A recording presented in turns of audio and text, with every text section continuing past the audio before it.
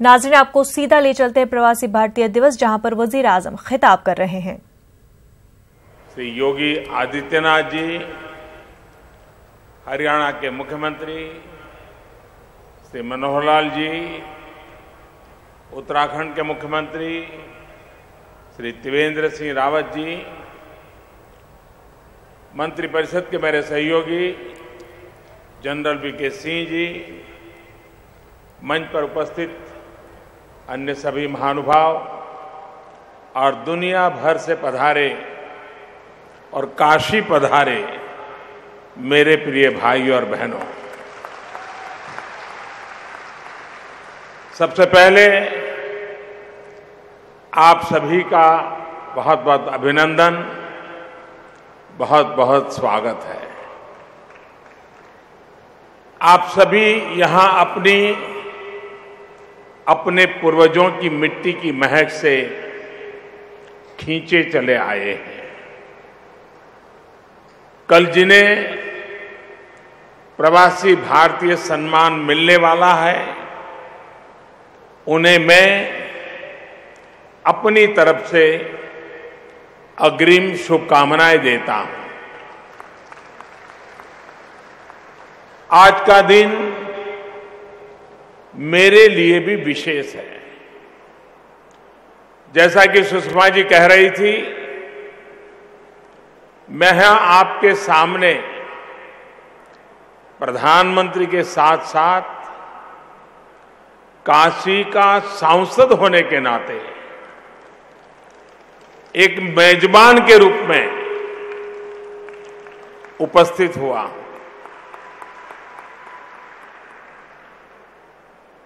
बाबा विश्वनाथ और मां गंगा का आशीर्वाद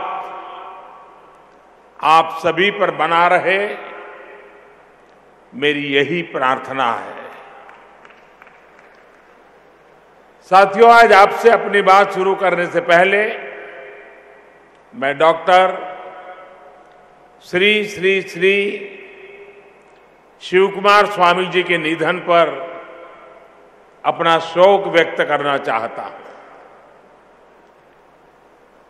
तुमकुर के श्री सिद्धगंगा मठ में मुझे कई बार उनसे आशीर्वाद लेने का अवसर मिला था, और जब भी उनसे मिलता था, वो एक बेटे की तरह मुझे इतना स्नेह करते थे, इतना आशीर्वाद देते थे। ऐसे महान संत, महाऋषि का जाना हम सभी के लिए बहुत दुखद है। मानव कल्याण के लिए उनके योगदान को देश हमेशा याद रखेगा। मैं आदरपूर्वक उन्हें नमन करता हूं, उनको श्रद्धांजलि देता हूं। भाइयों और बहनों, दुनिया भर में बसे आप सभी भारतीयों से संवाद का ये अभियान हम सभी के प्रिय श्रद्धेय अटल बिहारी वाजपेयी ने शुरू किया था। अटल जी के जाने के बाद यह पहला प्रवासी भारतीय सम्मेलन है।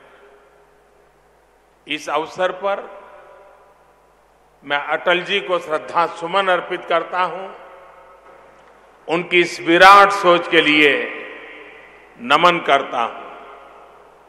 साथियों, आप सभी काशी में हैं, और इसलिए मैं काशी और आप सभी में एक समानता भी देख रहा हूं।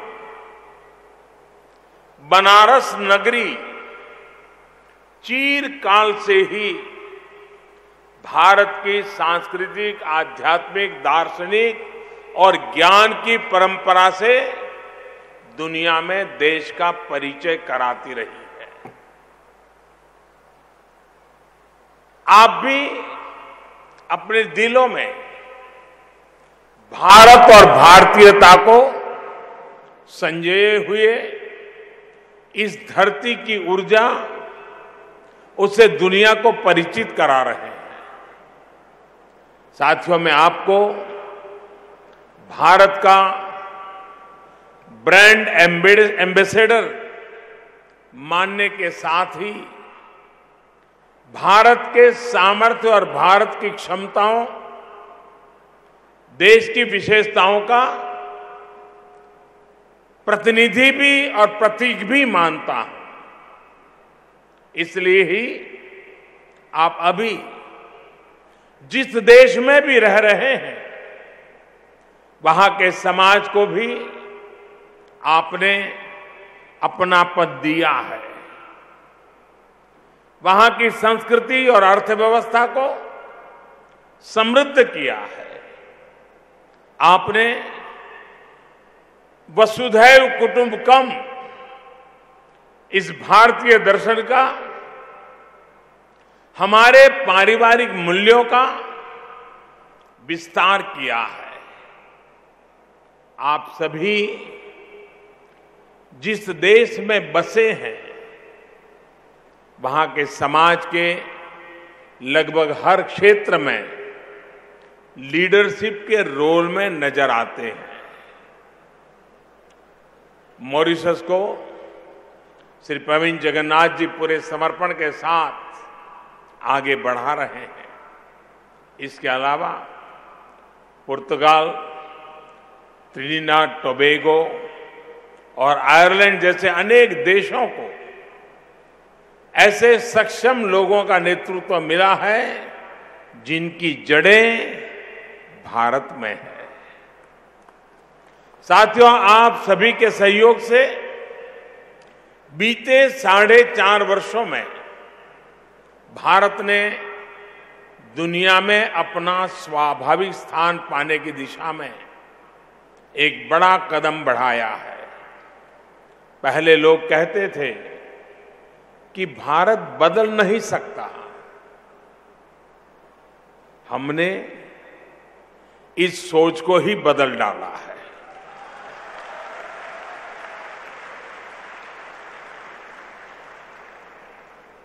हमने बदलाव करके दिखाया है। साथियों, दुनिया आज हमारी बात को, हमारे सुझावों को पूरी गंभीरता के साथ सुन भी रही है और समझ भी रही है। पर्यावरण की सुरक्षा और विश्व की प्रगति में भारत के योगदान को दुनिया स्वीकार कर रही है। संयुक्त राष्ट्र के सबसे बड़े पर्यावरण पुरस्कार चैंपियंस ऑफ द अर्थ के साथ साथ सियोल पीस प्राइज का मिलना इसी का परिणाम है। साथियों, आज भारत अनेक मामलों में दुनिया की अगुवाई करने की स्थिति में है। इंटरनेशनल सोलर अलायंस यानी आईसा ऐसा ही एक मंच है। इसके माध्यम से हम दुनिया को वन वर्ल्ड, वन सन, वन ग्रिड उस तरफ ले जाना चाहते हैं। ये हमारे उस लक्ष्य का भी हिस्सा है। भारत की समस्याओं के ऐसे समाधान तैयार कर रहे हैं जिनसे दूसरे देशों की मुश्किलें भी हल हो सके। लोकल सॉल्यूशन, ग्लोबल एप्लीकेशन के अप्रोच के साथ हम काम कर रहे हैं। रिफॉर्म, परफॉर्म, ट्रांसफॉर्म और सबका साथ सबका विकास के सूत्र पर चलते हुए देश ने बीते 4.5 वर्षों में क्या पाया, इसकी एक तस्वीर मैं आपके सामने रखना चाहता हूं। आज भारत दुनिया की तेजी से बढ़ती इकोनॉमिक ताकत है, तो स्पोर्ट्स में भी हम बड़ी शक्ति बनने की तरफ निकल पड़े हैं।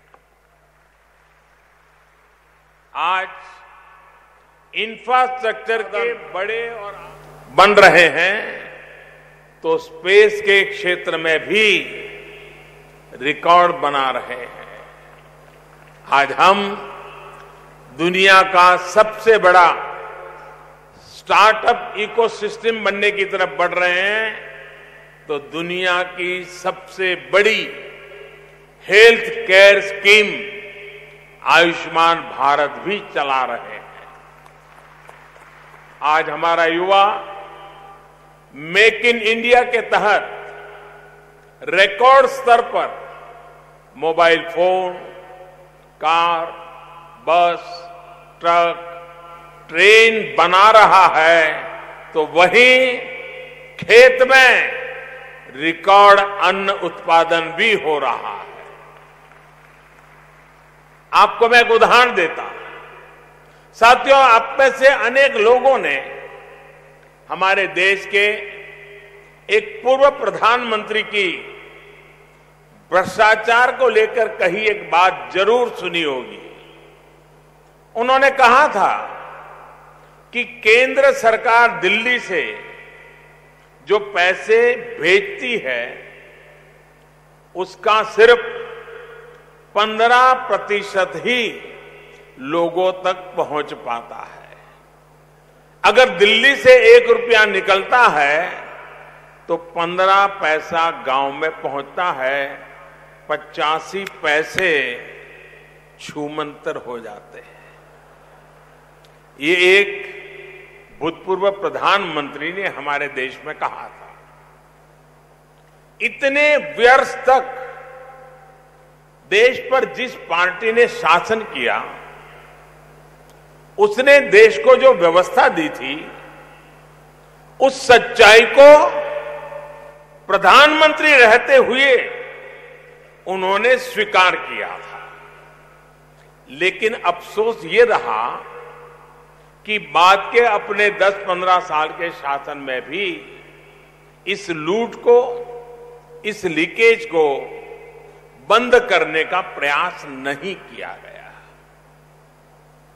बीमारी तो पता चला, बीमारी को स्वीकार भी किया, लेकिन इलाज करने की दिशा में न सोचा न कुछ किया।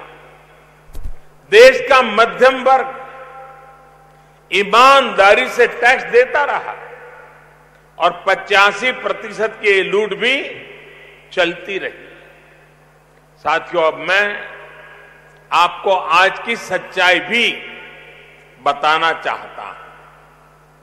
हमने टेक्नोलॉजी का इस्तेमाल करके इस 85% की लूट को 100% खत्म कर दिया है।